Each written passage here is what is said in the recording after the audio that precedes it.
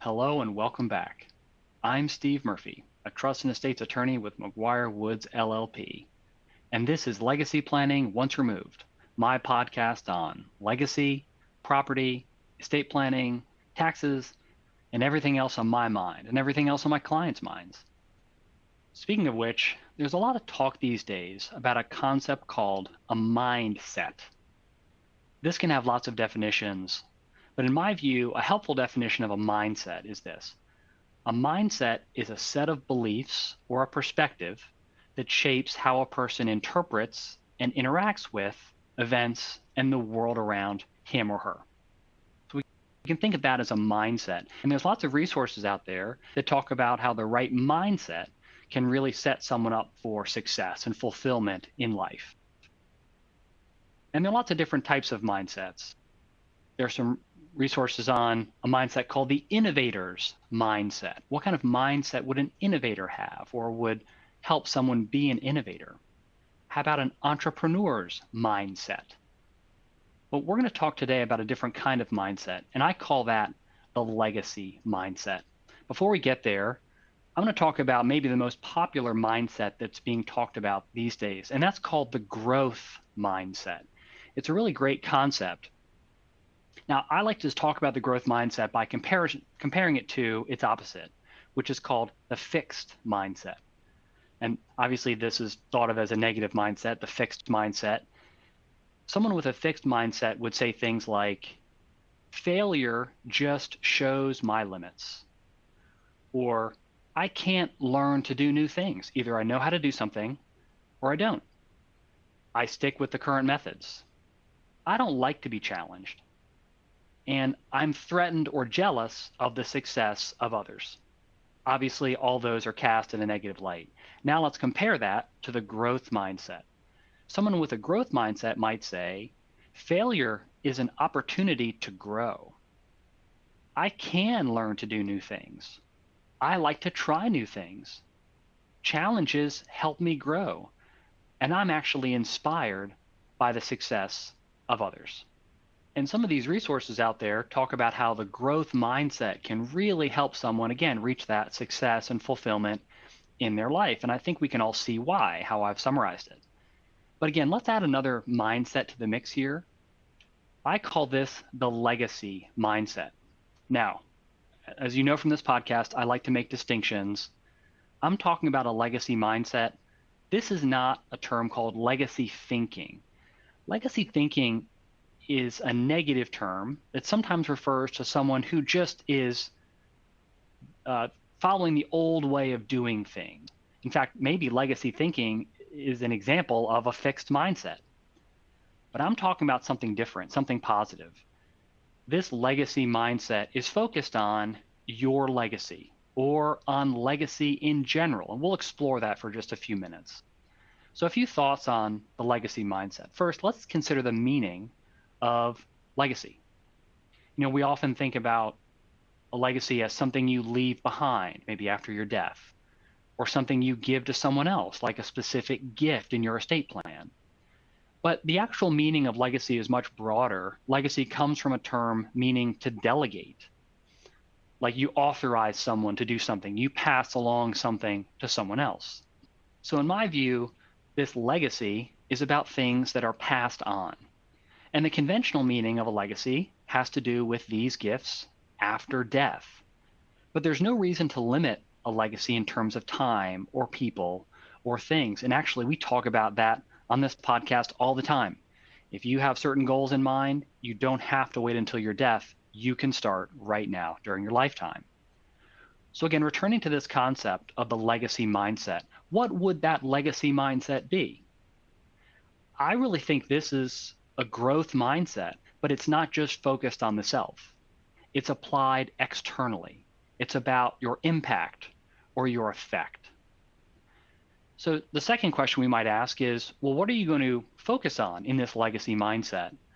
You know, everyone is going to answer that question differently. A lot of people might say their priority for their legacy would be people, like maybe their descendants, maybe other family members. But even if you focus on people as your legacy, it doesn't have to be your descendants or blood relatives. It could be others.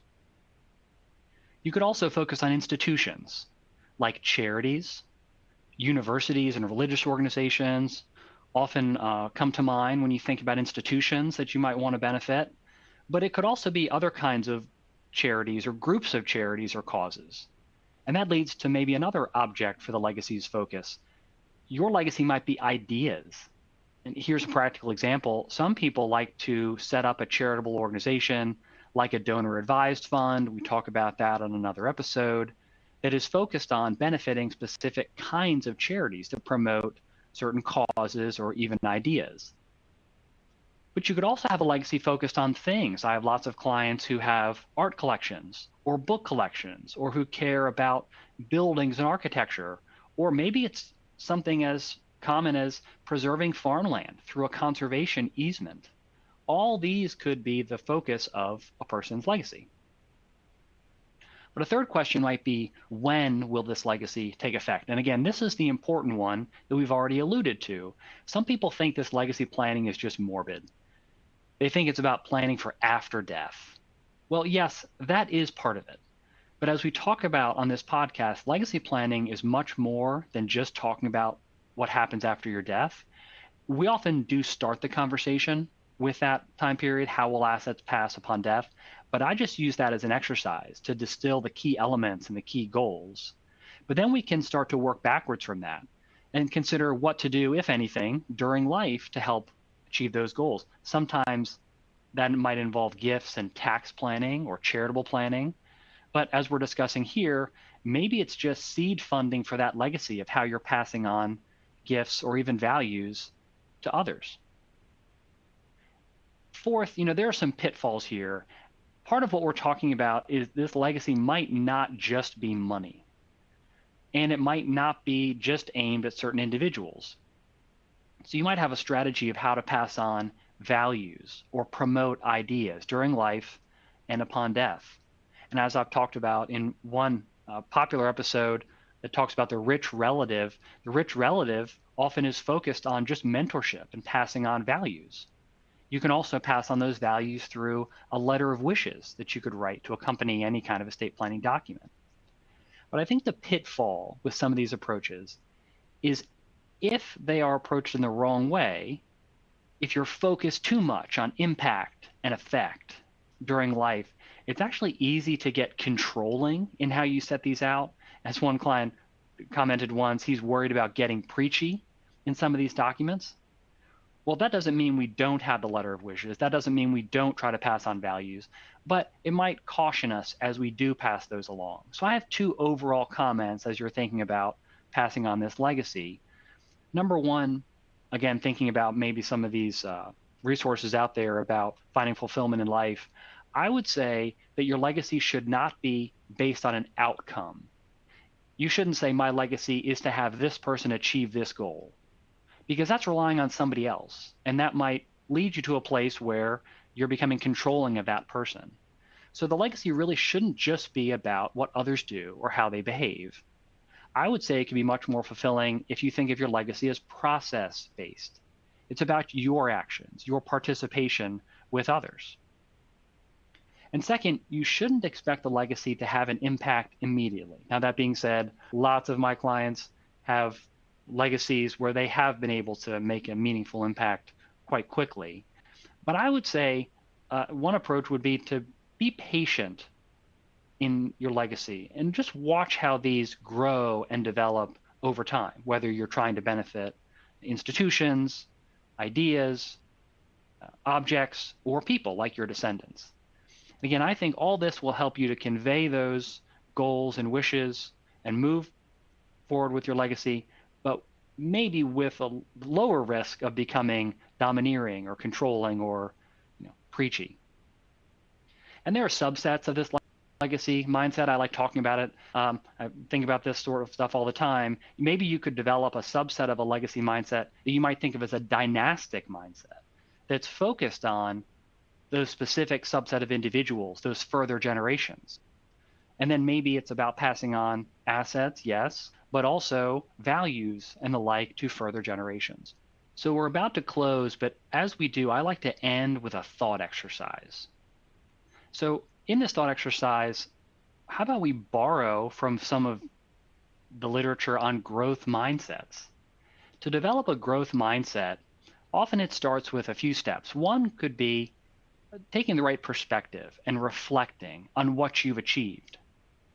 And really, the goal there is to start to unwind any fixed mindset you might have, or you might think of failures as just a confirmation of your limits. Instead, look back at some successes and remind yourself of when challenges expanded your horizon and your abilities. So, here with the legacy mindset, maybe think about what are circumstances where you did have an impact on a person or an institution? Or how about what are situations where some other person or institution had an impact on you? Second, I think it's helpful to focus on goal setting for this growth mindset. So here, similarly for the legacy mindset, what are the kinds of things you would want to accomplish? And you can think big or think small. And again, think about that legacy of benefiting people and things and ideas and institutions. And then a third step would be developing the right habits. And these are very important with a growth mindset to get in those habits of reflection and moving towards your goals. We could use the same thing here with legacy planning. Maybe the habits are annual, where you have an annual meeting with your advisors to talk about the legacy plan. Or it could be starting a journal of some of these values, or maybe starting to work on that letter of wishes that you would want to pass on to the next generation. On this episode, we've talked a lot about this concept of the legacy mindset. And I think we'll have some further episodes that explore this concept even further. But in closing, I'd like to summarize this, my perspective of the legacy mindset. And I think it can actually be summarized with a single phrase. And here it is: walk like you leave footprints. Let's break that down. Number one, walk. That is, don't just sit and ponder. Go out and do, live your life. But acknowledge that as you're doing that, you leave a mark. You leave footprints. And frankly, that's unavoidable. But I think that awareness of those footprints often leads people to be mindful of the effect they're having on others and the effect that others have on them. And that helps to develop and shape that legacy mindset, your legacy mindset. I'm Steve Murphy, and this has been Legacy Planning Once Removed, my podcast on thoughtful estate planning. And until next time, walk like you leave footprints. Thanks for listening.